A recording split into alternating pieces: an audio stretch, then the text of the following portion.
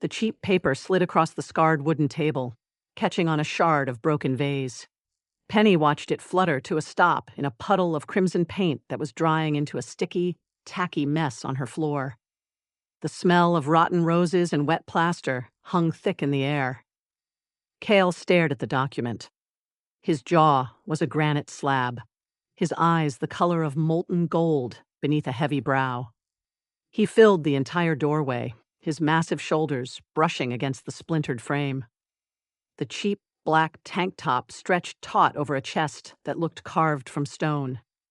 His arms, thick as fire hoses, were crossed over his chest, each vein a road map of barely contained power. "I can't read this," he said. His voice was a low rumble, the sound of distant thunder.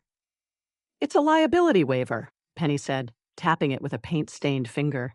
"Standard stuff. You get hurt on the job, you don't sue me. Which is hilarious, because look at you." She gestured at him with a flick of her wrist. "You're built like a refrigerator. What could possibly hurt you in here?" He looked around the shop. Petals were scattered across the floor like a confetti of defeat. Buckets of water were overturned. The front window was spiderwebbed with a single, deliberate crack.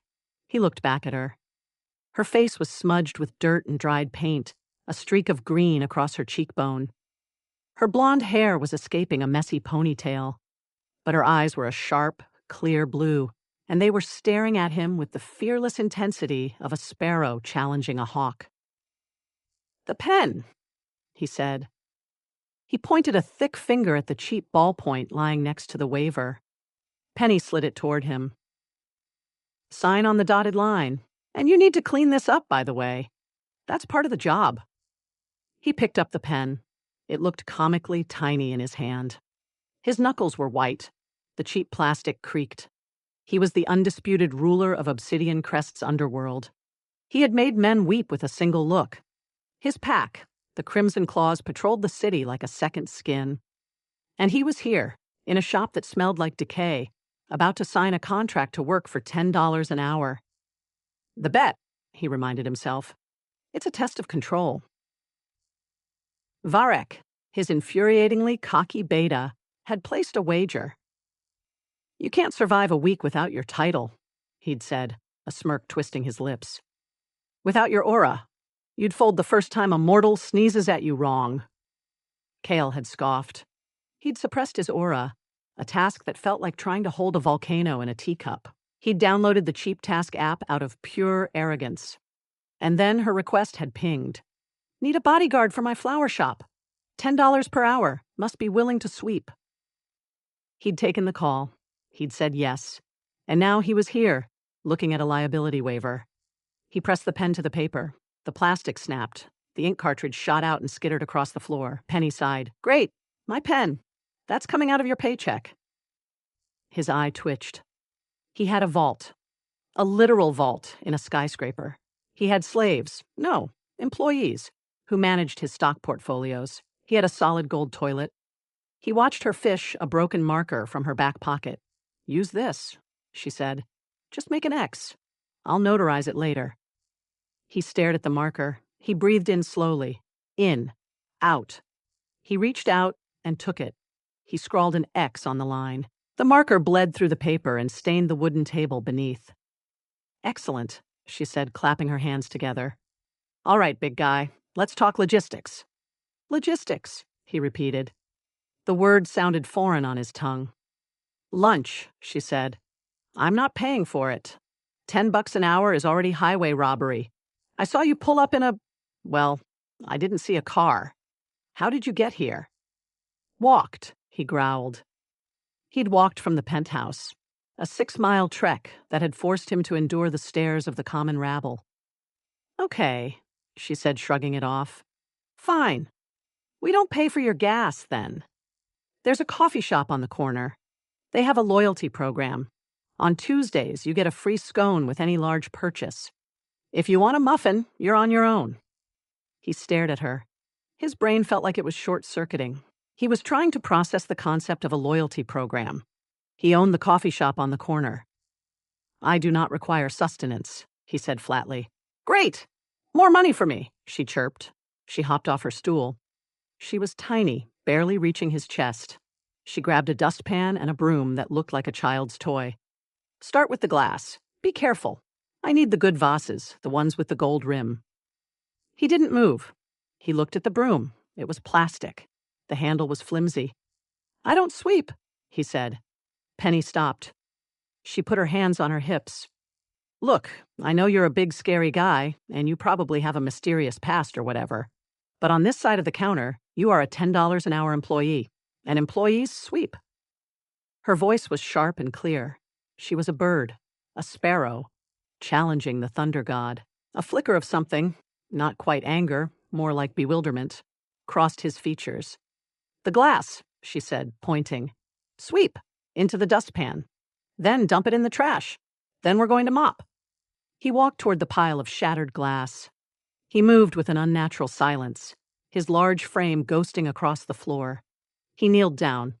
The floorboards groaned under his weight. He saw a small shard reflecting the light. He picked it up with his thumb and forefinger. He didn't pick up the broom. He simply squeezed. The glass crumbled to white powder. Penny blinked. Whoa, okay. That was unexpected. But you're not going to powder all of it, are you? I need it cleaned, like into the trash. He looked at her, those golden eyes flashing for a fraction of a second. He fought to keep the glow down. He used to have people who did this. He used to have a head of household staff who managed his personal trash. He took a deep breath. He picked up the broom. His hand engulfed the handle. He swept the glass. It was like watching a lion push a pea with his nose. The movements were jerky, unnatural. He missed the dustpan twice. You're a terrible sweeper, Penny observed, leaning against the counter. She had a sketchbook out now. She was drawing. He stopped. I am an alpha, he said, the words slipping out before he could stop them. The voice was heavy. The room seemed to vibrate. Penny didn't look up. Okay, our alpha, whatever that means. Are you an alpha with a coffee allergy? Because you're making a huge mess. He looked down. He'd missed a piece of glass the size of his thumb. He bent down, picked it up, and crushed it again. He was going to kill Varek. He was going to force-feed him this glass powder. The window, he said, changing the subject. Who did this? Vandals. Kids. Probably, she said. It's been happening for a week. Graffiti on the door, a brick through the window. My delivery guy won't even come anymore. He says the neighborhood is too hot. Kael's ears perked up. Too hot. That was pack territory. Specifically, it was his pack territory. No one should be vandalizing shops here. It was bad for business. Describe them, he said, his voice dropping an octave. Penny shrugged. They're fast, always in hoodies.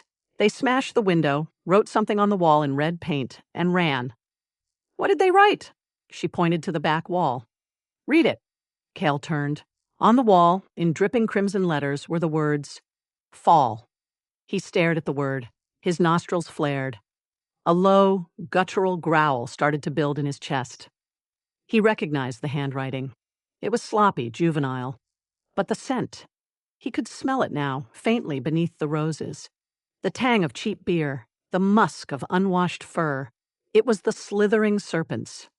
A roving pack of rejects, led by a sniveling little alpha named Zeke, who thought he had a claim to the east side. They're dogs, Kael snarled. Penny raised an eyebrow. Excuse me? That's a little mean. I wouldn't call them dogs. They're more like weasels. Big weasels with hoodies. He closed his eyes. He forced the growl down. He had to blend. He couldn't use his pack. He had to use his hands. His hands that were currently holding a pink dustpan. If they come back, he said, his voice strained, I will handle it. You'll call the cops, she corrected. That's the plan. I'm paying you for your intimidating presence, not for vigilante justice. He opened his mouth to argue, but she had already turned back to her sketchbook. Okay, bouncer. I think we're done for the day. Let's wrap it up.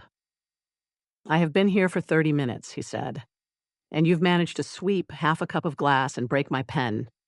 That's $5. I owe you $5. She dug into her pocket. She pulled out a crumpled $5 bill. He stared at the money. $5. He was holding a $5 bill. In his hand was the current value of his existence. He was worth $5. He was worth less than the mocha latte he'd considered buying before leaving the penthouse.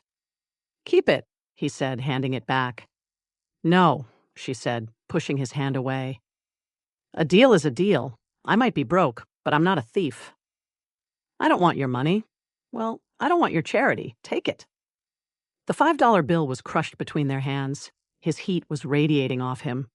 Her skin was soft, her hand tiny against his palm. A spark of electricity, purely physical, shot up his arm. "Fine," he snarled, snatching the bill and shoving it into his pocket. "Tomorrow, same time." "Actually," she said, looking at her phone, "the app says you're scheduled for a double shift. It ends at 8 p.m. But we close at 6. I guess just walk me home." His eye twitched. A double shift. Walk her home. He was the supreme alpha of Obsidian Crest, and he was going to be her escort. "I don't walk people," he said. "You don't sweep, either," she said, grabbing her keys. "Yet here we are. Let's go." She locked up the shop and started walking down the cracked pavement.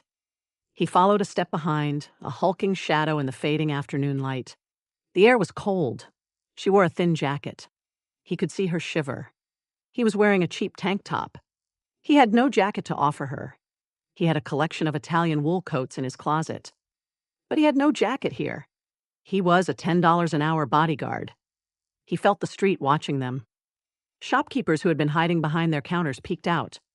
A group of teenagers on the corner stopped talking. A delivery driver on a bike saw Kael and immediately turned around, taking a different route. The sheer menace radiating from him was palpable, even with his aura suppressed. He was a wolf in a henhouse, a giant among men. The air around him seemed to tighten. Penny, oblivious to the chaos she was causing just by being near him, stopped at a hot dog cart. "I'm starving," she said. "You want one?" "No." "Good, because I only have cash for one." She took the hot dog, piled it with everything, and took a huge bite. A blob of mustard landed on her chin. He stared at it. He had an irrational urge to wipe it off. He didn't. He just stared. She noticed him staring. She wiped it with her sleeve. "Sorry. I know it's not very attractive boss behavior. But it's been a long day." "You do not have to apologize," he said. "I simply found the optics striking." "Optics?" She laughed, a bright, tinkling sound that seemed to cut through the smog. "Are you a photographer or something?" "No," he said. "I am in management." "Yeah, I figured. You've got that I'm too important for this vibe. Which is weird, considering you're sweeping floors for minimum wage." He didn't answer. They walked in silence for another block. The buildings grew older. The streetlights flickered. This was it. This was it. This was the border. The neutral zone, but he could still smell them. The serpents. "Are you always so quiet?" she asked. "No."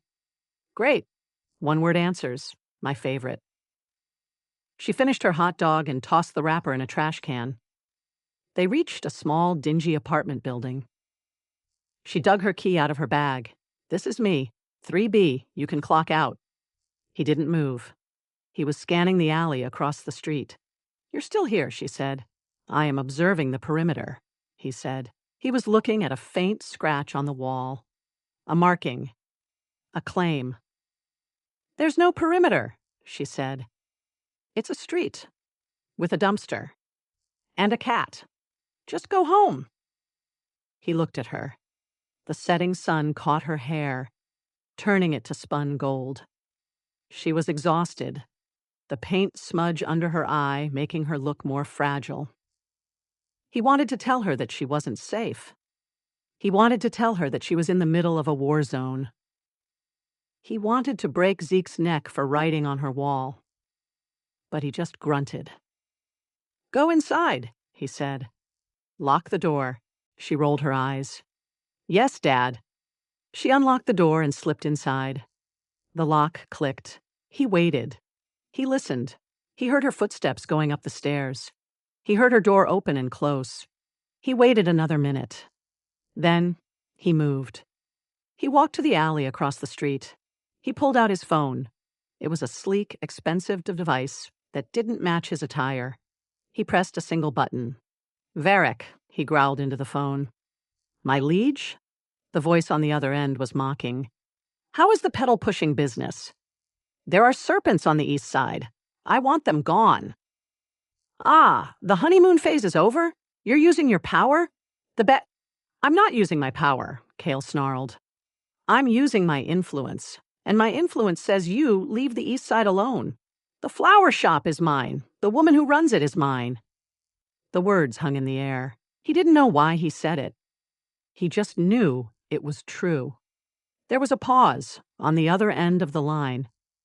Then, a low whistle. "Yours, is it? So the bet is off?"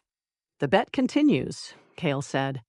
"I just have a vested interest in the outcome." He hung up. He looked up at the third-floor window.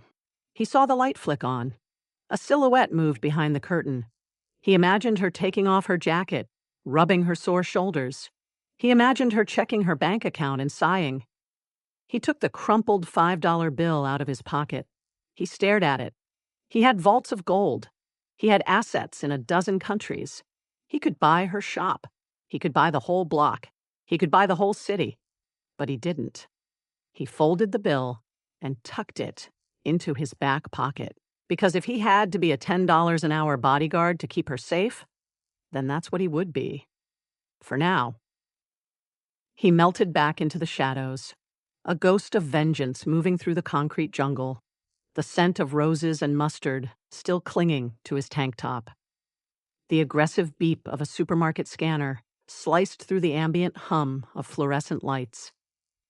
Penny stood at the entrance of the megamart, her hands on her hips, surveying the chaotic aisles with the grim determination of a general planning a siege. She turned to Kael, who loomed behind her like a monument to bad decisions. "Okay," she said. "We need bleach. We need mop heads. We need those little sponges with the scrubby green tops. And we need garbage bags. Heavy duty." Kael stared at the automatic sliding doors. They opened and closed, as if the building itself was hyperventilating at his presence. A family of 4 exiting the store froze mid-step.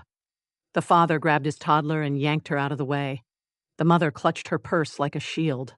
They scurried past, heads down, never making eye contact. "Stop doing that," Penny said. "Doing what?" "Whatever you're doing, you're scaring the locals."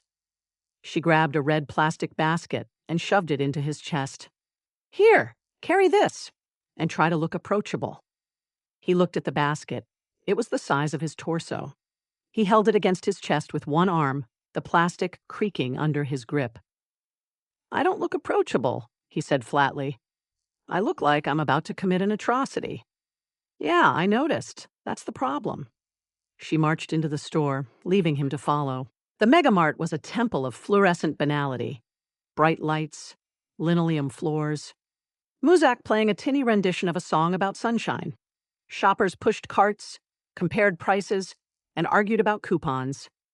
The air smelled like floor wax and discount rotisserie chicken. Kael stepped over the threshold. The change was immediate. A teenage stock boy stacking cans of soup looked up. His eyes went wide. The can in his hand slipped, bounced off the shelf, and rolled across the aisle. The stock boy didn't move. He just stared, frozen like a deer in a predator's headlights. A woman with a screaming toddler abruptly stopped pushing her cart. The toddler stopped screaming. The child pointed a chubby finger at Kael and went completely silent, his face pale. "Keep moving," Penny called over her shoulder. "We're on a timer. I only have an hour before my parking meter expires." Kael followed her down the main aisle. He could feel the eyes on him, the whispers, the sudden, sharp intake of breath from a grandmother reaching for a box of tea. She dropped the box. It hit the floor with a soft thud. She didn't pick it up. She just backed away slowly, her hands raised in surrender. He didn't even have his aura fully active. This was just his physical presence. 6'5" of raw, coiled muscle. A face that looked like it had been carved from a mountainside. eyes that flashed gold when he was mildly annoyed, which was always. A man pushing a cart full of discount soda took one look at Kael and turned his cart around, abandoning his shopping trip entirely. "Dude," Penny said, stopping in the middle of the cleaning supplies aisle. "You're like a human repellent. I'm trying to buy bleach here, not clear the building." She grabbed a bottle of bleach from the shelf. Kael reached out and took it from her, examining the label like it was a treaty between warring nations. "This is industrial strength," he said. "You should dilute it with water. Otherwise, the fumes will damage your respiratory system. Are you a chemist now? Or just a very anxious shopper?" She grabbed a second bottle and shoved it into the basket. "I have a high tolerance for toxins," he said. "You do not." "Wow. Thanks for the concern. Very bodyguard of you." She moved to the mop aisle. "Okay, we need one of these. A good one. The kind that twists." They stood in front of a wall of mops. There were blue ones, green ones, yellow ones. Some with sponges, some with strings. Some that looked like they were designed for a dollhouse. Kael's jaw tightened. "Which one?" "I don't know. Which one looks like it won't fall apart after 2 uses?" He reached out and grabbed the sturdiest-looking mop, a thick wooden handle with a massive industrial sponge head. He squeezed it. The wood groaned. The sponge compressed into a flat pancake. "Too sturdy," Penny observed. "You're going to break it before I even get it wet." He put it back. He picked up another one, a flimsier model with a plastic handle. He held it out to her like it was a live grenade. "This one." "Fine. Let's go." They moved deeper into the store, the toilet paper aisle. Kael stopped. He stared at the wall of bulk packs. White. Fluffy. Softer than a cloud. Or so the packaging claimed. "We need toilet paper," Penny said. 2 big packs. He looked at her. 2. Yeah. 1 for the shop. 1 for my apartment. You think I'm going to let you use my good stuff? You get the scratchy single ply from the shop's supply closet. That's in the contract." There was no mention of toilet paper in the liability waiver. There was a whole clause. You just didn't read it. She grabbed 2 massive bulk packs. Each one was the size of a small child. She tried to lift one. It didn't budge. "Okay, you grab them." Kael reached down. With one hand, he scooped up both bulk packs. He tucked them under his arm like they were pillows. The plastic wrapping crinkled. His bicep bulged, the veins standing out like ropes. A woman passing by with her cart stopped dead. Her jaw dropped. The cart rolled forward and bumped into a display of potato chips. Bags scattered across the floor. "Sorry," she whispered. "Sorry. I'm sorry." She turned and fled, leaving her cart behind. Penny shook her head. "This is a disaster. You're a walking disaster." "Then why did you hire me?" "Because you were cheap. And you looked like you could handle a baseball bat." She paused. "Can you handle a baseball bat?" "I can handle anything," he said, his voice dropping to a low growl. "I have trained in 17 forms of combat." "Great. We'll get you a bat. Later. For now, we need boba tea." He stopped. "Boba tea.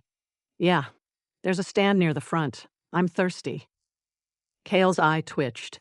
He was a supreme alpha. He had a reputation. A legacy. He had literally crushed a man's skull with his bare hands last month for disrespecting his pack's sigil. And now he was going to carry boba tea. Pink boba tea. "Fine," he said through gritted teeth. They walked to the front of the store. The boba stand was a cheerful little kiosk manned by a teenage girl with pink-streaked hair and a nose ring. She was smiling, tapping her foot to the music playing through her earbuds. She looked up at the approach of customers. Her smile vanished. Her face went white. Kael stood in front of her, his massive frame blocking out the fluorescent light. He was holding 2 bulk packs of toilet paper in one hand. His other hand rested on the edge of the counter. The plastic counter warped slightly under his grip. "I want a strawberry boba tea," Penny said cheerfully, oblivious to the girl's terror. "Large. Extra bubbles. Low sugar." The barista's hands were shaking. She reached for a cup. It slipped out of her fingers and bounced on the counter. She grabbed it again. She fumbled with the lid. "Everything okay?" Penny asked. "Fine," the barista squeaked. "Totally fine. It's my first day. Very busy. Very—" She stopped, staring at Kael. His eyes were fixed on her, not angry, just assessing. The way a predator assesses prey before deciding whether it's worth the effort. "Smile," Penny hissed at him. "You're making her nervous." Kael blinked. "I am smiling." "That's not a smile. That's a threat. Try again. Friendly. Think of puppies." He tried. He flexed his facial muscles into what he thought was a pleasant expression. His lips peeled back from his teeth, his eyes narrowed, his brow furrowed. It was the smile of a serial killer about to strike. The barista screamed. She dropped the cup. It bounced off the counter and splattered across the floor. The lid popped off, and a spray of milk and brown sugar syrup coated the tiles. She scrambled backward, knocking over a display of straws. The man in the next aisle, a middle-aged clerk restocking jars of pickles, looked up to see what the commotion was. He saw Kael. He saw the smile. He dropped the jar of pickles he was holding. It shattered on the linoleum, sending a spray of brine and dill chunks across the floor. "I'll get a mop," the clerk whimpered. He backed away, almost tripping over his own feet. "I'll get a mop right now. Please don't. Please just." He turned and ran. Penny sighed. "Great. Now we have a mess. And no boba." "Apologies," Kael said. "I attempted to be pleasant." "You attempted to be terrifying. There's a difference." She turned back to the barista, who was now cowering behind the counter. "It's okay. He's not going to hurt you. He's just new to public interactions. Can we get 2 boba? One for me and one for him." The barista peeked over the counter. Her face was slick with tears. He wants one?" "I don't." Kael started. "He wants one," Penny said firmly. "Strawberry, with mango popping pearls. He loves mango popping pearls." Kael stared at her. "I despise mango. You love it. You told me earlier. Remember? In the car." He opened his mouth to argue. Then he saw the way the barista was trembling. He saw the way the other shoppers had stopped to stare, frozen in place, waiting for him to make a move. His jaw locked. His temples throbbed. He took a deep breath. "Fine," he said, the word coming out like a death knell. "Strawberry, with mango pearls." The barista nodded frantically. She prepared the drinks with the speed of a person trying to defuse a bomb. She pressed the lids on, shoved them into a tray, and pushed them across the counter. Then she ducked back down, completely out of sight. Penny picked up the tray. She handed one of the drinks to Kael. He looked at it. It was a brilliant shade of pink. The straw was bright green. The condensation dripped down the sides, leaving wet trails on his fingers. "Drink it," she ordered. He looked at her. She was sipping her own boba with a blissful expression, the tapioca pearls bouncing against her cheeks. He looked back at the drink. He raised it to his lips. He took a sip. It was the most ridiculously sweet thing he had ever tasted. It was like drinking liquid candy mixed with artificial strawberry flavor and tiny, gummy orbs that exploded with mango goodness. He hated it. He hated every second of it. He took another sip. "See?" Penny said, grinning. "Isn't it great?" "It is acceptable." She laughed. "You're such a liar. I can see the existential crisis playing out on your face. But you're drinking it, so that's a win." She led him toward the checkout. The cashier at the register, a tired-looking woman in her 50s with a name tag that read Marlene, took one look at them and immediately began sweating. "Hi," Penny said, placing her items on the conveyor belt. "Just these. And the toilet paper." Marlene nodded. She reached for the bleach. Her hand trembled. She scanned it. Beep. She scanned the mop. Beep. She scanned the bulk packs of toilet paper. The scanner seemed to struggle with the barcode, beeping repeatedly in frustration. "Having trouble?" Penny asked. "No," Marlene said. No trouble. No trouble at all. She finally got the scanner to work. Beep. She looked up at Kael, who was standing perfectly still, holding his pink boba tea in one massive hand. His expression was blank. His eyes were fixed on the credit card machine. Marlene took a step back. That will be $32.47, she whispered. Penny pulled out a crumpled stack of bills and counted them out. Here, keep the change. Marlene nodded.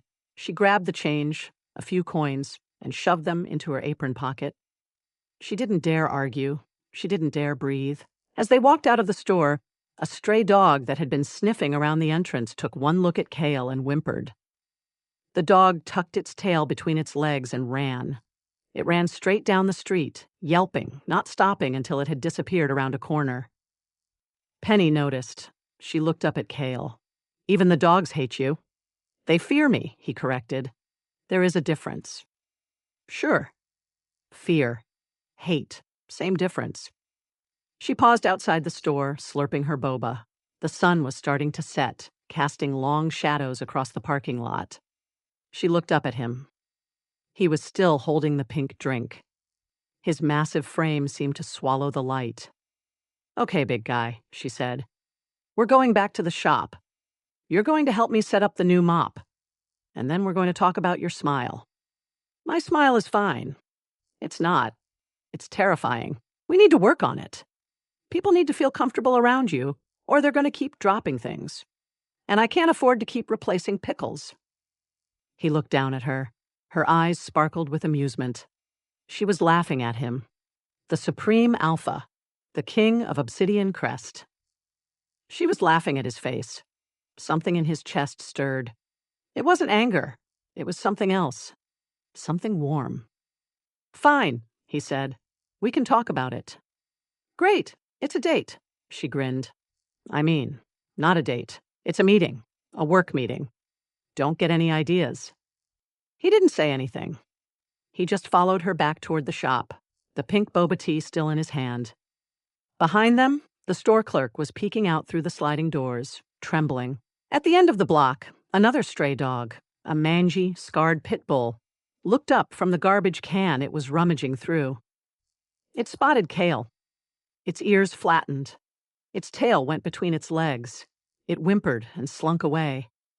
Kael allowed himself a small, internal smirk.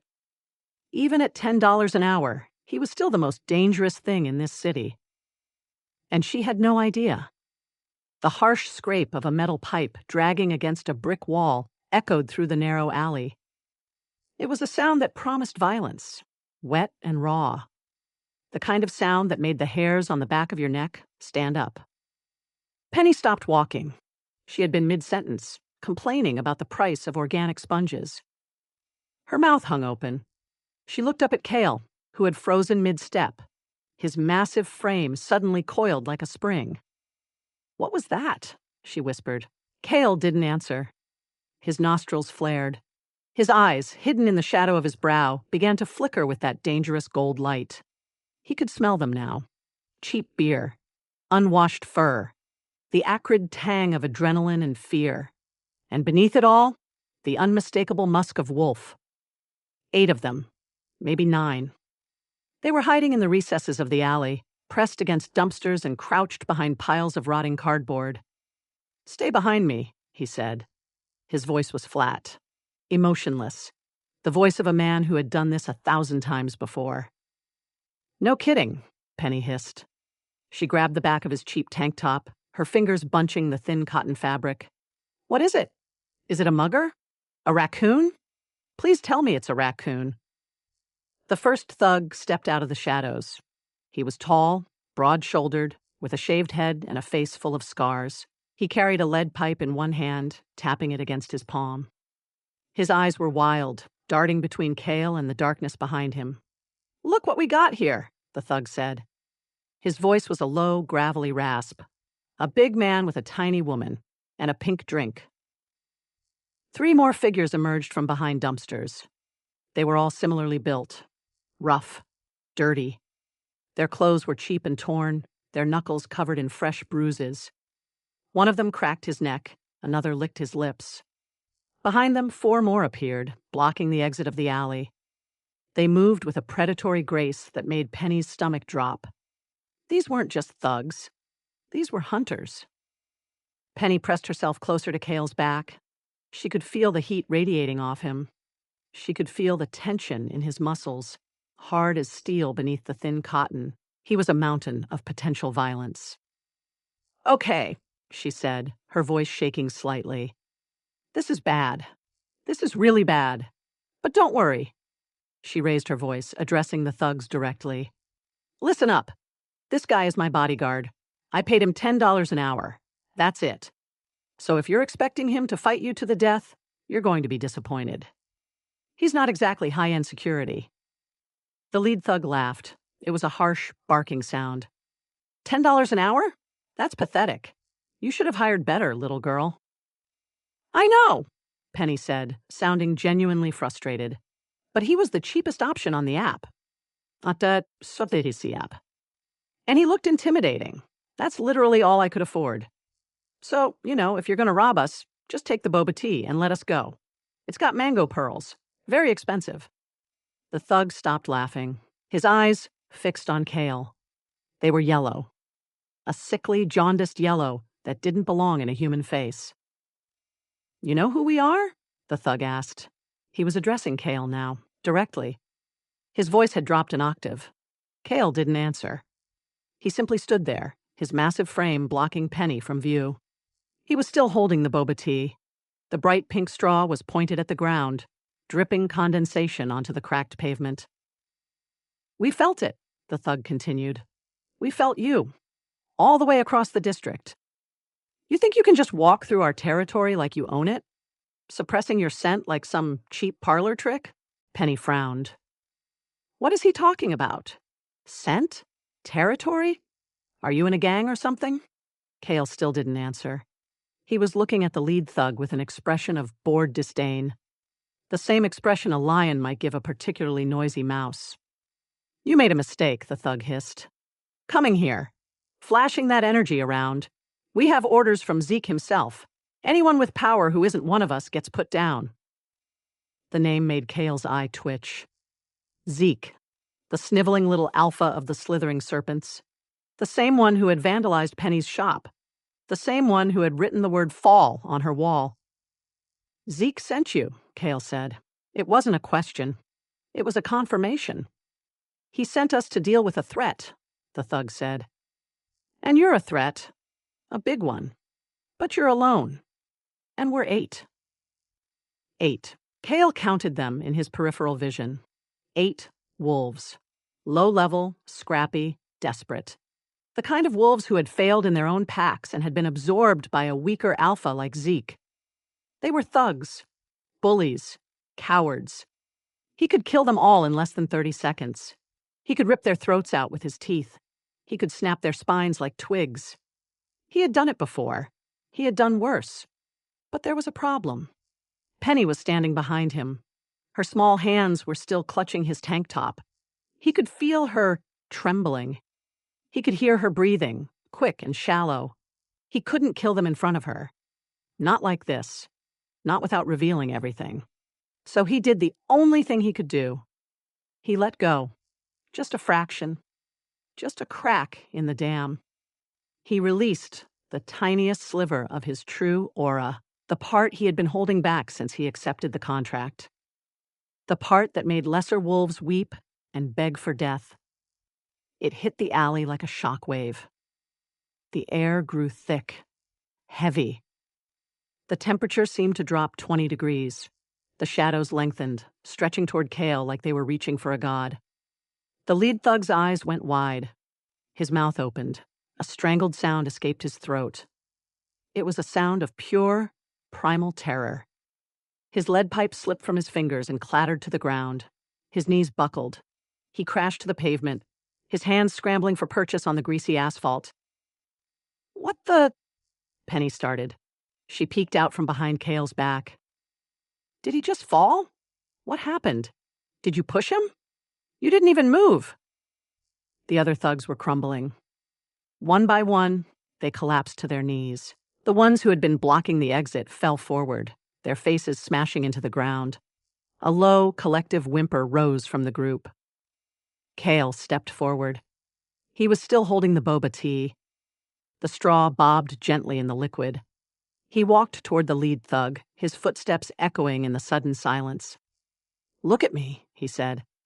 His voice was quiet, commanding, an ancient force wrapped in human vocal cords. The thug looked up. His face was slick with sweat. His eyes were bloodshot.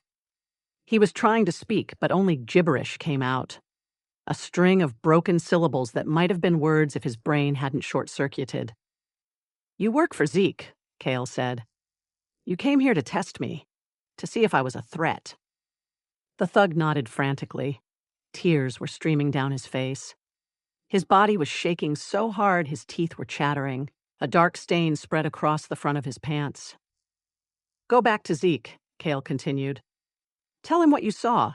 Tell him that if he touches the flower shop again, I will find him.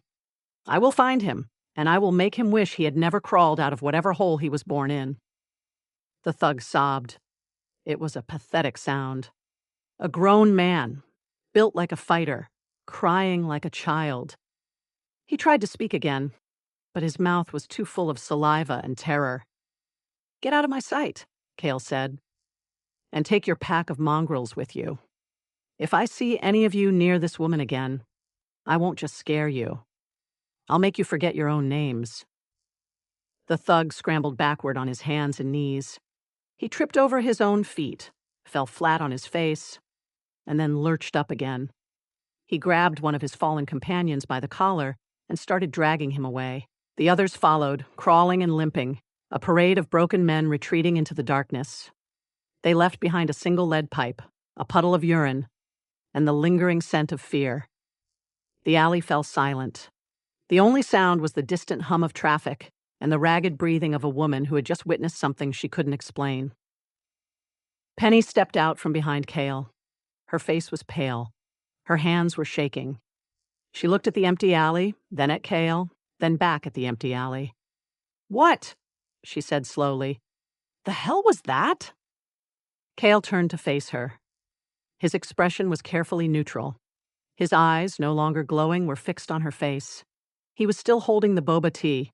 The condensation was dripping onto his fingers. "They left," he said. "I was intimidating." "Intimidating? They fell over. They were crying. One of them peed himself." She gestured wildly at the stain on the pavement. "That's not intimidation. That's sorcery. Or drugs. Did you drug them? Did you have some kind of gas on you?" "I didn't drug anyone," he said. "Then what happened? They were talking about territory and scent and—" She stopped. Her eyes narrowed. "Are you in a cult? Is this a cult thing? Did you bring me here to recruit me for a cult?" "I am not in a cult." "Then explain it. Explain why 8 grown men with weapons just ran away from a guy holding a strawberry boba tea." Kael opened his mouth. He closed it. He looked down at the boba tea in his hand. The bright pink liquid sloshed gently against the sides of the cup. He thought about telling her the truth. About who he was, about what he was, about the pack and the power and the 100 years of violence that had led him to this moment. But then he thought about the bet. He thought about Varric's smug face. He thought about the look in Penny's eyes when she had called him a terrible sweeper. She wasn't afraid of him. She was exasperated with him. There was a difference. "I have a condition," he said finally. "A medical condition." "A medical condition. Yes, I produce a pheromone. It affects other men, makes them fearful." Penny stared at him. Her jaw was hanging open. "You produce a fear pheromone." "Correct." "That's not a thing. That's not a real thing. People don't have fear pheromones." "They do. I do. It's rare. I've been to many doctors. They all confirm it. You're lying to me." "I am not." He held up his free hand, palm out, in a gesture of exaggerated sincerity. "I would never lie to you. You are my employer." She stared at him for a long moment. The alley was dark, lit only by a flickering street lamp. The shadows danced across his face, making him look even more imposing. He was like a statue, a massive, unreadable, terrifying statue holding a pink drink. "I don't believe you," she said. "That is your prerogative. But I don't have another explanation, so I'm going to pretend to believe you." She grabbed his arm. Her fingers barely wrapped around his bicep. "Let's get out of here, before your fear pheromone attracts more weirdos." They walked out of the alley. Kael let her pull him along. Her grip was surprisingly strong. She was muttering under her breath about paid actors and bad theater, convinced the whole thing was some elaborate prank. "I bet they were actors," she said. "I bet you hired them. To make yourself look tough. That's why they were so bad at it. The crying was way over the top. And the peeing? Unrealistic." "I did not hire them," he said. "That's exactly what someone who hired them would say." They reached the corner. The shop was just ahead. Penny stopped and turned to face him. Her expression was guarded, suspicious.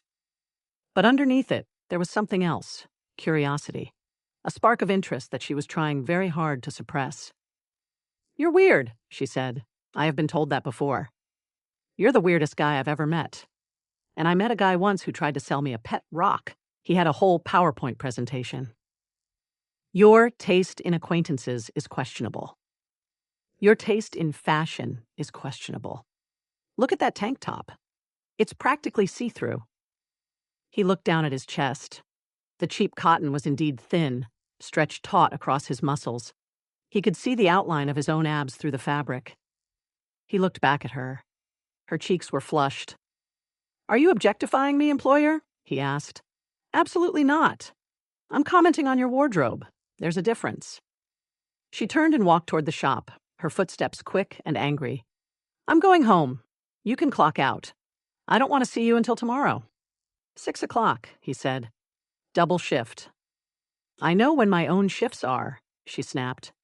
She unlocked the shop door, slipped inside, and slammed it behind her. The glass rattled in the frame. Kael stood on the sidewalk. The night was quiet. The street was empty. He looked down at the boba tea in his hand. It was still half full. The ice had melted, diluting the sweetness. He took a sip. It was cold, disgusting. He drank the rest anyway. He walked back toward the alley. The thugs were gone, but their scent lingered. He could track them. He could find Zeke. He could end this tonight, but he didn't. Instead, he pulled out his phone. He typed a single message to Varek. "Zeke sent scouts. I handled it. Find out where he's hiding." The reply came instantly. "Handled how?" Kael didn't answer. He pocketed the phone and looked up at the third-floor window of the shop. The light was on. He could see a silhouette moving behind the curtain. Penny. She was pacing, probably muttering to herself about fear pheromones and bad acting. He allowed himself a small smile. It was the same terrifying smile from the supermarket. Predatory, unsettling. But this time, it was real. The blinding glare of high-beam headlights flooded the alley. Not one set, not two. A dozen brilliant white beams cut through the darkness like surgical blades, illuminating every crack in the pavement, every fleck of grime on the brick walls, every trembling thug still trying to crawl away. Penny froze mid-step. She was still carrying the grocery bags, one in each hand. A loaf of bread peeked out from the top of the left bag. A carton of eggs balanced precariously in the right. She squinted against the light, her free hand coming up to shield her eyes. "What now?" she muttered. "More actors? Did you hire a whole theater troupe?" Kael didn't answer. His body had gone rigid. His jaw was locked. His eyes, hidden behind the glare, began to glow with a slow, furious burn. He recognized the cars. The sleek, armored lines. The custom grills. The license plates with the single crimson claw emblem. 12 Rolls-Royces. State-of-the-art. Bulletproof. Each one worth more than Penny would earn in a lifetime. They had blocked both ends of the alley with military precision. Front and back. No escape. The thugs who had been crawling away stopped. They looked up at the approaching vehicles. Their faces went from fear to confusion to abject horror. One of them tried to get to his feet. His legs gave out. He collapsed back to the ground, sobbing. The doors of the Rolls-Royces opened in perfect synchronization.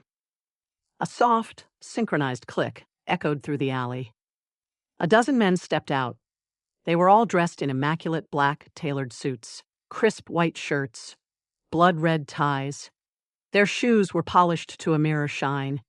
Their faces were hard, expressionless, carved from the same granite as Kael's jaw. They moved with the precision of a military unit. Left flank, right flank, center.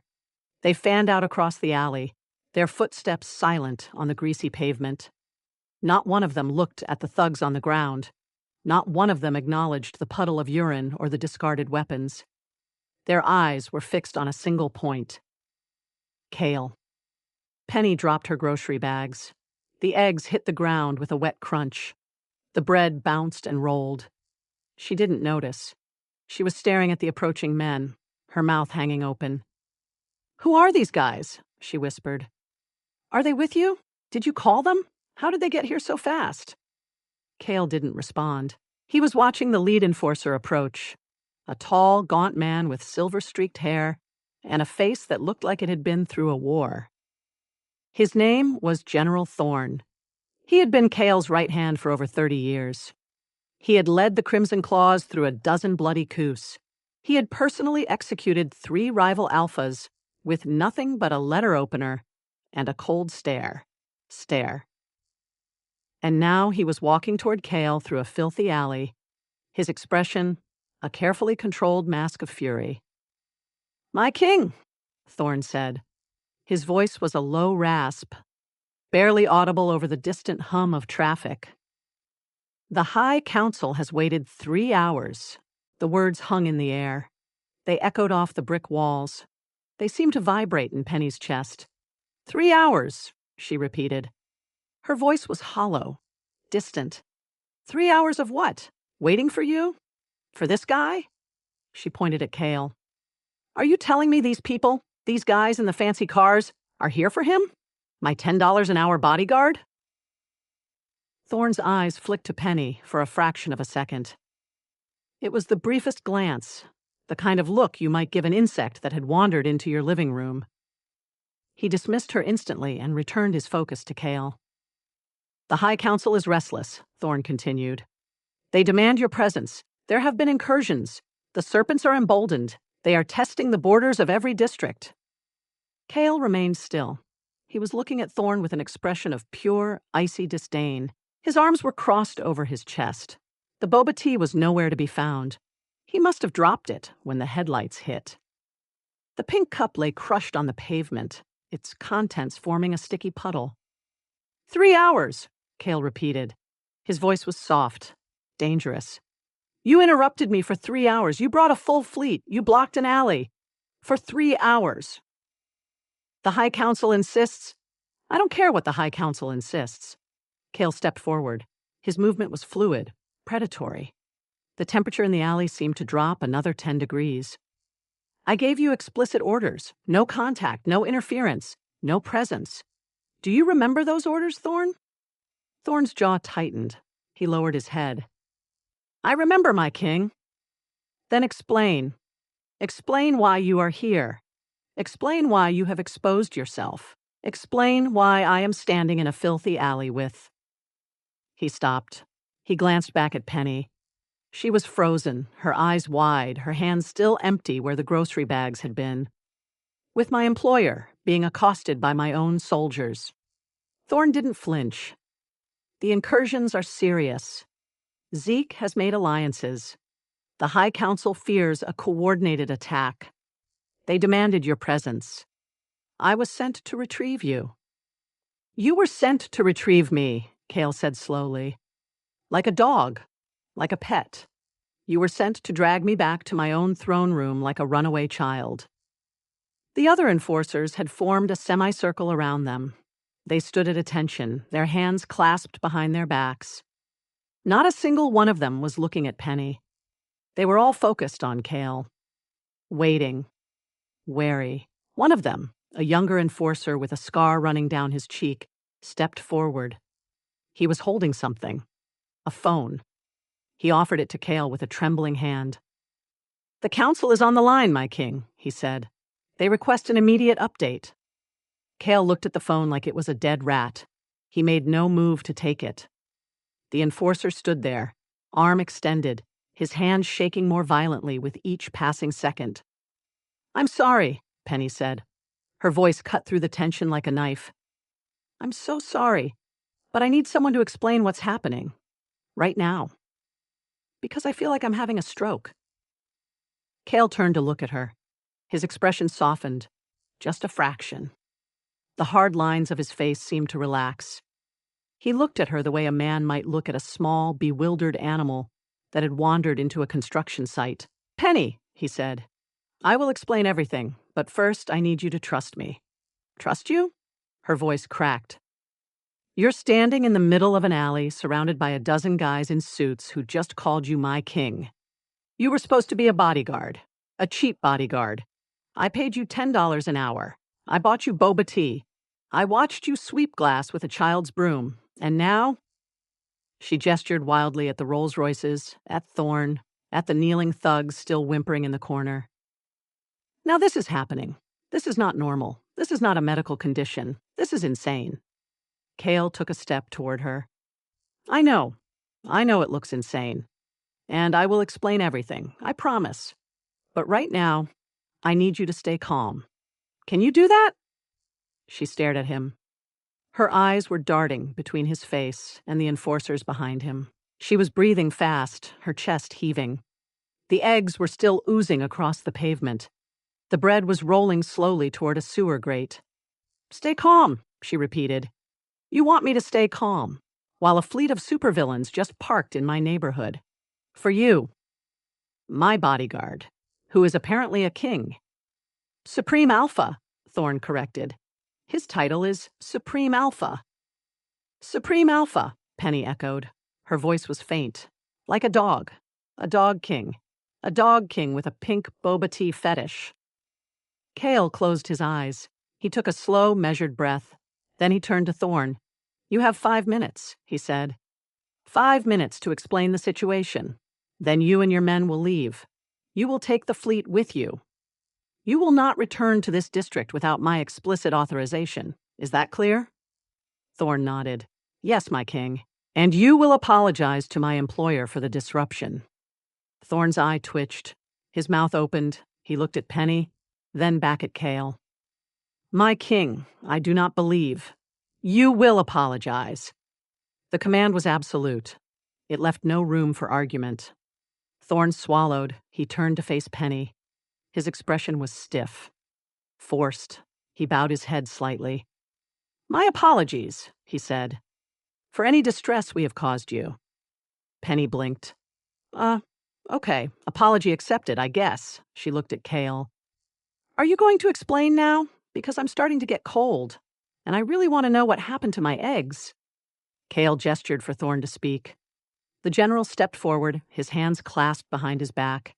He addressed Penny directly, though his eyes kept flicking to Kael as if seeking approval. "Your employer," Thorn began, "is the Supreme Alpha of Obsidian Crest. He rules over all territory within a 50-mile radius. He commands an army of enforcers.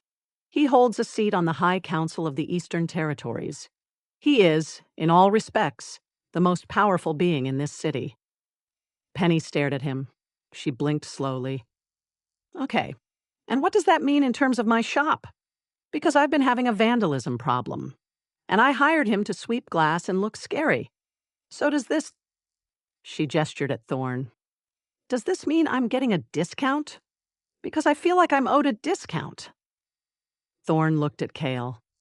"Is she serious?" "Extremely," Kael said. "She is my employer. I am required to sweep and look scary. We have a contract."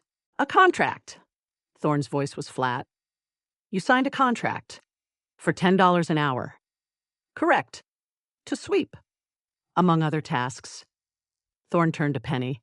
His expression was unreadable. "You do understand, madam, that this man has personally led charges against 3 rival packs. He has executed traitors with his bare hands. He once leveled an entire building because the architecture offended him." Penny looked at Kael. "You leveled a building?" "Don't focus on that part," Kael said. Focus on the fact that I'm your bodyguard. The contract stands. Nothing has changed. Nothing has changed? She laughed. It was a hysterical, slightly manic sound. Everything has changed. You're a king. A dog king. A supreme alpha dog king. And I'm a florist who can't afford to fix her window. You don't belong here. You don't belong in my shop. You definitely don't belong in my life. Kael stepped closer. His massive frame loomed over her. I belong wherever I choose to belong. And right now, I choose to belong here. The alley was silent. The enforcers were frozen. Thorn was watching the exchange with barely concealed disbelief. The thugs on the ground had stopped whimpering. They were staring up at the scene, their faces a mixture of terror and confusion. Penny looked up at Kael. Her eyes were wide. Her lips were parted. She was trying to process everything. The cars, the suits, the title. The way he had commanded these men like they were nothing. The way he was looking at her now, with something that looked almost like desperation. You're insane, she said. I have been called that before. I bet you have. I bet people call you a lot of things. She took a step back. I need to go. I need to go home and lie down and pretend this didn't happen. You can. You can do whatever you want. You're a king. You don't need my permission. She turned and started walking. She didn't look back. She stepped over the broken eggs, past the kneeling thugs, through the gap between two Rolls-Royces. The enforcers parted to let her through. None of them tried to stop her. Kael watched her go. He felt something twist in his chest, something uncomfortable, something he hadn't felt in decades. My king, Thorn said. The High Council. Cancel it, Kael said. Reschedule for tomorrow. My king, they have been waiting. I don't care. Kael turned to face Thorn. His eyes were blazing gold. The full force of his aura bled through the suppression, filling the alley with a suffocating weight. The enforcers dropped to their knees. Even Thorn staggered, his face going pale. If they send anyone else to interrupt me, I will disband the council. I will raze the Crimson Claws to the ground. I will walk through their halls and leave nothing but ashes. Do you understand? Thorn bowed his head. Yes, my king. Kael turned and walked after Penny. He moved quickly, his long strides eating up the distance. He reached the end of the alley just as she was about to turn the corner. Penny, he called. She stopped. She didn't turn around. I will be at the shop tomorrow, he said. 6 o'clock. I'll bring a new mop. She was silent for a long moment. Then, without looking back, she said, You better bring your own boba tea. I'm not buying you another one. She walked away. Kael watched her go until she disappeared around the corner. Then, he pulled out his phone and called Varek. Get rid of Zeke, he said. Tonight. I don't care how you do it. Just make sure he never comes near this district again. Varek laughed. My king, I thought you were enjoying your little human. I am. That's the problem. He hung up. The alley was still behind him. The enforcers were still kneeling. The thugs were still trembling. The Rolls-Royces were still idling, their headlights cutting through the darkness. Kael looked down at his hands. They were empty. He had dropped the boba tea somewhere. He had let her walk away. He had let her think he was insane. He clenched his fists. He would fix this. He would explain everything. Tomorrow, at 6 o'clock. And he would bring a new mop. The sharp, terrifying sound of Kael crushing the plastic boba cup in his massive hand echoed through the alley. The pink liquid squirted between his fingers, dripping onto the pavement in sticky rivulets. The straw bent at a grotesque angle. The cup was nothing now, a crumpled piece of trash in the grip of a man who had just been publicly humiliated. He watched Penny disappear around the corner. Her footsteps faded into the ambient noise of the city. She was gone. She had walked away from him, from a supreme alpha, from the most powerful being in Obsidian Crest. Something inside him snapped. He turned back to face his enforcers. They were still kneeling, heads bowed, waiting for his command. Thorn was the only one still standing, though his face was pale, and his hands were trembling. You, Kael said, pointing at Thorn. You did this. You and your theatrics. You and your fleet. You and your 3 hours. Thorn swallowed. My king, I only followed orders from the council. I don't care about the council. Kael stepped forward. His aura was leaking now, pouring out of him in waves. The air in the alley grew thick. The enforcers on the ground pressed their foreheads to the asphalt. One of them whimpered. I care about her. The woman who just walked away. The woman who thinks I'm a lunatic with a fear pheromone. Thorn's eyes widened. My king, she is a mortal. She is nothing. She is beneath your notice. Kael moved. He was in front of Thorn in an instant, his hand wrapped around the general's throat. He lifted the man off the ground like he weighed nothing. Thorn's feet dangled, his face turning purple. His hands clawed weakly at Kael's wrist. She, Kael growled, his voice a low rumble that shook the walls, is my employer. She is the only person in this city who has ever treated me like a human being. She bought me boba tea. She argued with me about toilet paper. She hired me for $10 an hour and expected me to sweep. He tightened his grip. Do you understand what that means? Thorn gasped. His eyes were bulging. My king, please. It means she is mine. It means she is under my protection. It means that if anyone threatens her, I will tear them apart with my bare hands. Do you understand? Thorn nodded frantically. His face was almost black. Kael released him. Thorn collapsed to the ground, coughing and gasping. He clutched his throat, his chest heaving. The other enforcers didn't dare look up. Kael stepped over him and walked toward the end of the alley.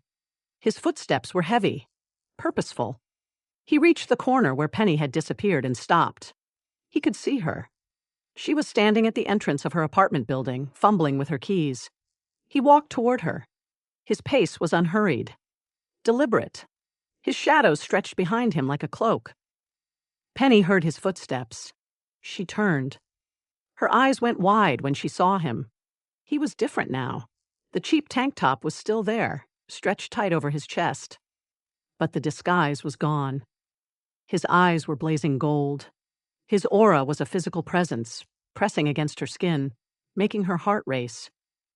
You, she said. Her voice was shaky. What are you doing? I told you to go away. My shift isn't over, he said. I haven't been paid, she stared at him. You have to be kidding me. You just had a dozen guys in suits call you a king. You're clearly not actually broke. You're clearly not actually a $10 an hour bodyguard. Why do you care about getting paid? Because a deal is a deal. He stepped closer. She backed up against the door of her apartment building. He loomed over her, his massive frame blocking out the streetlight. I worked a double shift. I swept glass. I escorted you to the supermarket. I protected you from thugs. I am owed compensation. She fumbled in her pocket. Her hand was trembling. She pulled out a crumpled $10 bill. Here, take it. Take it and leave me alone. He looked at the bill. He made no move to take it. His golden eyes were fixed on her face, studying her expression, her racing pulse, the way her breath was coming in short, sharp gasps. $10, he said, for everything I did today. It's all I have. $10 is not enough. Her jaw dropped. Excuse me? You were the one who agreed to $10 an hour. I didn't force you. You accepted the job. You signed the waiver. The waiver was for sweeping, not for saving your life, not for protecting you from an army of assassins, not for... He stopped. He looked at her, really looked. Her cheeks were flushed. Her hair was a mess. There was a smudge of dirt on her nose. She was the most beautiful thing he had ever seen. Not for making me feel like a human being. She blinked. What? I have not felt human in 100 years, he said. I have been a king, a weapon, a force of nature. I have been feared and hated and worshipped. But I have never been treated like a person. Not until you. He stepped closer. She pressed herself flat against the door. You argued with me about boba tea. You made me carry toilet paper. You called my smile terrifying. You treated me like I was just a man. You are just a man, she whispered. I am not. His voice was low, intense. I am the Supreme Alpha of Obsidian Crest. I have killed more people than you have met. I have destroyed cities and ended bloodlines. I am not a man. I am a monster. She looked up at him. Her eyes were wide, but there was no fear in them. Just curiosity. Just that same fierce, stubborn spark that had made her hire him in the first place. Okay, she said. You're a monster. But you're my monster. And my monster needs to get paid. He stared at her. A slow smile spread across his face. It wasn't the terrifying, predatory smile from the supermarket. It was something softer, something almost gentle. $10, he said again. That's the cost of a lifetime contract. What? He reached down, his hand wrapped around her waist. She let out a squeak as he lifted her off the ground and swung her over his broad shoulder. She was weightless to him. A feather. A doll. He settled her against his shoulder, her feet dangling in the air. Put me down, she shrieked. Put me down right now. What are you doing? I am claiming my employer, he said calmly. My shift isn't over. I haven't been paid. And I have decided that $10 is not enough for the services I provide.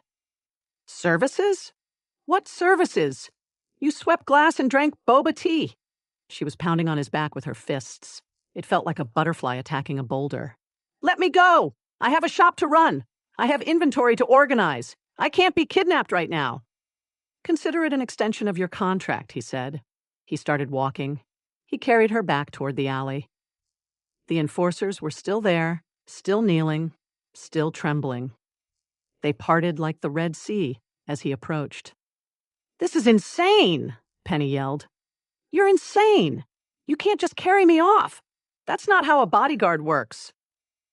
According to the liability waiver, I am authorized to use any means necessary to ensure your safety. The waiver clearly states there's no clause about kidnapping. There is a clause about extreme measures. I wrote it myself. She stopped hitting him. You wrote it? You wrote the waiver? It was a very detailed waiver. You tricked me. You tricked me into signing a contract that lets you kidnap me. I tricked you into signing a contract that lets me keep you safe. There's a difference. They reached the lead Rolls-Royce. The door was already open. Thorne was standing beside it, his face a mask of barely concealed panic. Kael lowered Penny into the back seat with surprising gentleness. She landed on the plush leather, her legs kicking. I'm not staying here, she shouted. She tried to scramble out. Kael leaned down, blocking her path with his massive frame. His face was inches from hers. His golden eyes burned into hers. Penny, he said softly, I am going to explain everything. I am going to tell you who I am, what I am, and why I am here. But I need you to sit still for 5 minutes. Can you do that? She stared at him. Her heart was pounding. Her hands were shaking. But there was something in his eyes that made her stop. Something raw. Something desperate. I need you to stop calling it a contract, she said finally. It makes it sound like I'm being traded. He smiled. That soft, almost gentle smile. Fine. Consider it a negotiation. A negotiation. Yes. We are renegotiating your terms of employment. She crossed her arms over her chest. Fine. Negotiate. But I'm not paying you more than $10 an hour. That's non-negotiable. He laughed. It was a genuine laugh. Deep and warm. It filled the car and spilled out into the alley. The enforcers outside exchanged bewildered glances. $10 an hour, he repeated. For a lifetime contract. I didn't agree to a lifetime contract. You're riding in my car. That's implicit agreement. That's not how contracts work. It is in the underworld.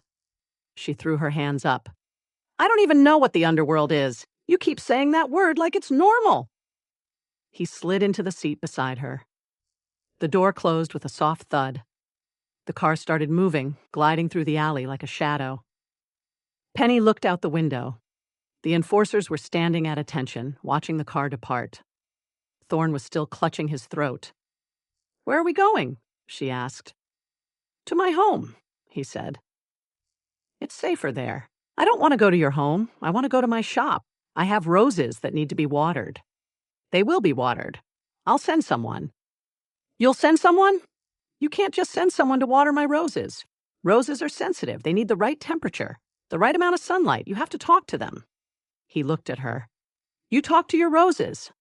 Of course I talk to my roses. They're living things. They have feelings. He was silent for a moment. Then he said, You are the strangest human I have ever met. Thank you. It wasn't a compliment. I'm taking it as one. They drove in silence. The city lights blurred past the windows. Penny watched the buildings change. They were moving from the grimy, run-down part of the city into something newer, cleaner, more expensive. The streets widened. The buildings grew taller. She saw men in suits standing on every corner, their faces hard, their eyes scanning the streets. Where are we? She asked. Obsidian Crest's upper district, he said. My territory. Your territory. Yes. There's a lot of people in suits. They are my enforcers. Your enforcers. Right. She turned to look at him. And what do your enforcers do? They enforce. That's very specific. They carry out my commands. They keep the peace. They eliminate threats. Eliminate? Like kill? He didn't answer. He just looked at her. His golden eyes were steady, unblinking. Oh, she said. Okay. So you're a mob boss. A really, really, really scary mob boss who also sweeps floors for $10 an hour. I prefer the term Supreme Alpha. I prefer terrifying janitor. He laughed again. It was becoming a habit. He didn't know how to stop it. The car slowed. They pulled through a massive wrought iron gate. It swung open without a sound. Beyond it, a sprawling estate sprawled across the hillside. The main building was a mansion. Not the kind of mansion you saw in magazines. The kind of mansion that had been designed by someone with unlimited money and a deep appreciation for intimidation. Penny pressed her face against the window. Her breath fogged the glass. You live here? She asked. Yes. By yourself? With my pack. Your pack? Like a dog pack? Like a wolf pack? There are wolves? There are people who can turn into wolves. She turned to look at him. Her face was expressionless. You can turn into a wolf. Yes. Like a full wolf. Fur? Tail? Teeth? Yes. She looked back out the window. Okay, that's fine. That's totally fine. I can deal with that. I've seen The Wolf Man. It was fine. A little dated, but fine. He stared at her. You are remarkably calm for someone who just discovered her bodyguard is a werewolf king. I'm not calm, she said. I'm in shock. There's a difference. The car stopped in front of the mansion. The door opened. A man in a crisp black uniform bowed deeply. Kael stepped out first, then offered his hand to Penny. She looked at his hand, then at his face, then at the mansion. If I take your hand, she said, does that mean I'm agreeing to something? It means you're getting out of the car. Answer the question. He paused. It means you're agreeing to a negotiation. Fine. I can negotiate. She took his hand. He helped her out of the car. Her fingers were small and warm in his massive palm. He didn't let go. Let's go inside, he said. We have a lot to talk about. She looked up at him. Her blue eyes were sharp, calculating. She was scared, he could tell. But she was also curious, stubborn. She was the kind of person who faced the unknown with her chin held high. Fine, she said. But I'm not paying you overtime. The heavy thud of a massive vault door locking echoed through the penthouse. It was a sound of finality, of absolute security, of a door that would not be opened again until the master of the house willed it. Penny's feet touched the floor. Kael had set her down gently, almost reverently, on a velvet couch that cost more than her entire flower shop. She looked around. The penthouse was a cathedral of wealth. 40-foot ceilings, floor-to-ceiling windows overlooking the glittering skyline of Obsidian Crest, marble floors, a chandelier that looked like it belonged in a museum. Everything was gold and black and crimson. Everything screamed power. This is your place, she said. Her voice was flat, numb. This is where you live. Yes, Kael said. He was standing in front of her, his massive frame silhouetted against the window. The city lights haloed his head. He looked like a god. An ancient, terrifying god who had just kidnapped a florist. "This is where you live," she repeated. "And you were sweeping my floor for $10 an hour. For fun. Not for fun. For a bet. A bet." She laughed. It was a hollow, broken sound. "You risked your life. You risked your reputation. You stood in my shop and swept glass with a child's broom. For a bet." He didn't answer. He walked to a glass table in the center of the room. It was a massive slab of polished obsidian, supported by carved golden claws. He picked up a stack of papers and tossed them onto the surface. They landed with a soft slap. "What's that?" Penny asked. "A new contract." She stood up. Her legs were shaking. She walked to the table and looked down at the papers. It was a legal document. Pages and pages of dense, formal language. But the key points were highlighted in gold ink. Marriage and Protection Pact. Term, lifetime. Assets, 50% of all territories, holdings, and financial assets belonging to Kael Voss, Supreme Alpha of Obsidian Crest. Authority, full joint decision-making power over all pack matters. Protection, guaranteed safety and security for the duration of the pact. Penalties for breach? Death. Marriage, she said. You want to marry me. Contractually, he said, for your protection. Protection. Right. Because I'm being threatened by, what did you call them? Serpents? Zeke, the leader of the slithering serpents. He is dangerous. He has formed alliances. He has... Stop. She held up her hand. Just stop. I don't care about Zeke. I don't care about your territories or your assets or your pack. I care about my shop. I care about my roses. I care about... She looked at him. Her eyes were blazing. I care about the fact that you lied to me. You pretended to be someone you're not. You made me think you were just a guy. A normal guy. A broke guy who needed a job. I am not a normal guy. No kidding. And I did need a job. I needed to prove something to myself. I needed to know if I could survive without my title. Without my power. Without my... He stopped. He looked at her. His golden eyes were soft, vulnerable. Without you, I would have failed. You made me feel human. You made me feel like I was worth something. She stared at him. Her lips parted. Kael. Penny.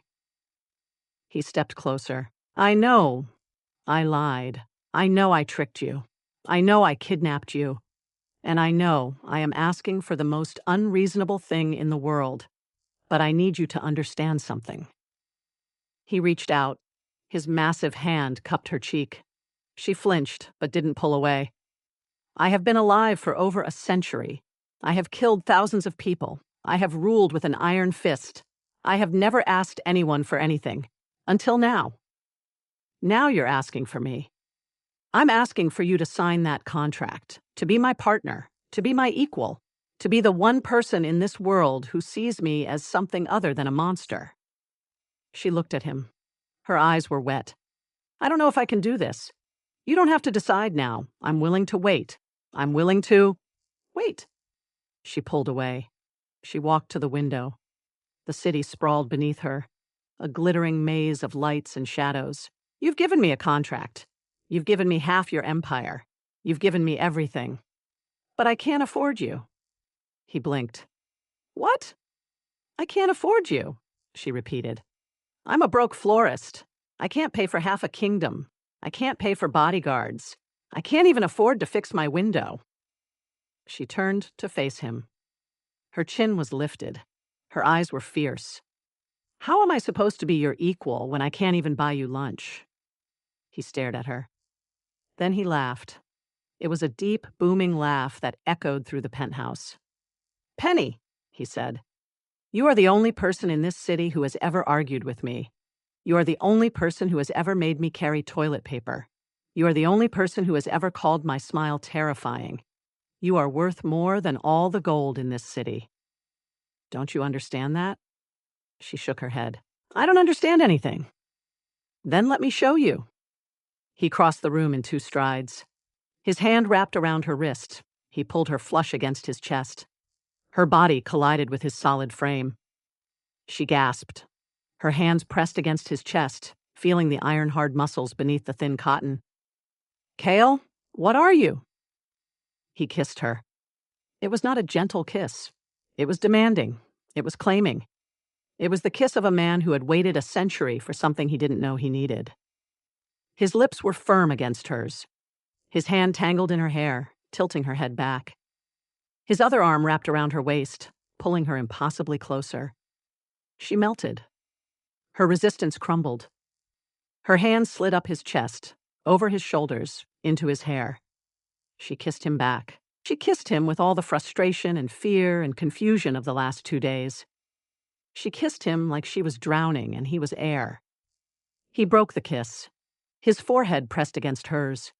His breath was ragged. His eyes were blazing gold. "The only currency I accept now," he whispered against her lips, "is you." She stared at him. Her brain was short-circuiting. Her heart was pounding. Her legs were jelly. "You can't be serious," she breathed. "I have never been more serious about anything in my life."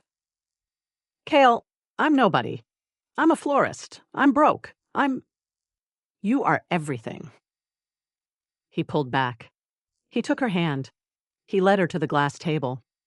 The contract was still there. The gold ink gleamed in the dim light. "Sign it. Or don't sign it. I will still protect you. I will still love you. I will still be yours. But if you sign it, you will never have to worry about money again. You will never have to worry about safety again. You will never have to worry about anything again. I will handle it all." She looked at the contract, then at him, then back at the contract. "I don't have a pen," she said. He reached into his pocket. He pulled out a fountain pen. It was gold, heavy. It had his initials engraved on the side. "Use this," he said. She took the pen. Her hand was shaking. She looked at the contract. The words blurred. "Tell me one thing," she said. "Anything. Are you going to stop calling yourself my bodyguard?" He smiled. That terrifying, predatory smile that had made the supermarket clerk drop the pickles. But now it was different. Now it was warm. Now it was hers. "No," he said. "I will always be your bodyguard. The only difference is that now you're stuck with me." She laughed. It was a wet, trembling laugh. She bent over the contract. She signed her name. The gold ink flowed smoothly onto the page. Penelope Rose Harlow. The name looked small and fragile next to his. "There," she said. "Signed. It's done." He picked up the contract. He read her signature. Then he looked at her. His eyes were soft, almost reverent. "Penelope," he said, "that's not my name. It's your legal name. It's beautiful. Don't call me that. Only my mother calls me that. Then I will call you Penelope because I am your husband now." She stared at him. "We're not married yet. It's a contract, a legal document. There's a difference. You signed a marriage pact.